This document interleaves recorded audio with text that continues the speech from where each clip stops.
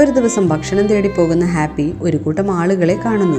അലഞ്ഞു തിരിഞ്ഞ് ഭക്ഷണത്തിന് വേണ്ടി നടക്കുന്ന ഹാപ്പിക്ക് അവരെ കണ്ടപ്പോൾ മാസ്റ്ററെയും ഫാമിലിയെയും പോലെ തോന്നി. അവൻ അവരുടെ അടുത്തേക്ക് ഓടിച്ചെന്നു.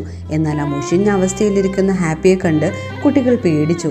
അതിനാൽ ഒരാൾ ഹാപ്പിയെ ഉപദ്രവിച്ച് അവിടെ നിന്ന് ഓടിച്ചു വിടുന്നു. ഹാപ്പിക്ക് മനസ്സിലായി അത് തന്നെ മാസ്റ്ററല്ല. എങ്കിലും എന്തിനാ ഉപദ്രവിച്ചതെന്ന് അവന് മനസ്സിലായില്ല. ഹാപ്പിക്ക് നടക്കാനുള്ള ശക്തി പോലും ഉണ്ടായിരുന്നില്ല. അവൻ അവിടെ ഇരിക്കുന്ന സമയം മാസ്റ്റർ അവനെ വിളിക്കുന്നത് പോലെ അവന് തോന്നി. വേദനയിലും അവൻ എങ്ങനെയും മാസ്റ്ററുടെ അടുത്തെത്തണമെന്ന് ആഗ്രഹിച്ചു. അവിടെ എത്തിയ സമയം അവൻ്റെ ദേഹം മുഴുവനും ചോരയായി കഴിഞ്ഞിരുന്നു. ബുദ്ധിമുട്ടിയാണെങ്കിലും വണ്ടിയിലേക്ക് പതുക്കെ കയറി മാസ്റ്ററുടെ അടുത്ത് കിടന്നു. അവൻ പതിയെ കണ്ണുകൾ അടച്ചു. ആ സമയം ഹാപ്പി ഒരിക്കൽ കൂടി മാസ്റ്ററെ കാണുന്നു. എന്നാൽ ഈ സമയം മാസ്റ്ററും ഹാപ്പിയും കാറിൻ്റെ മുകളിലിരിക്കുന്നു.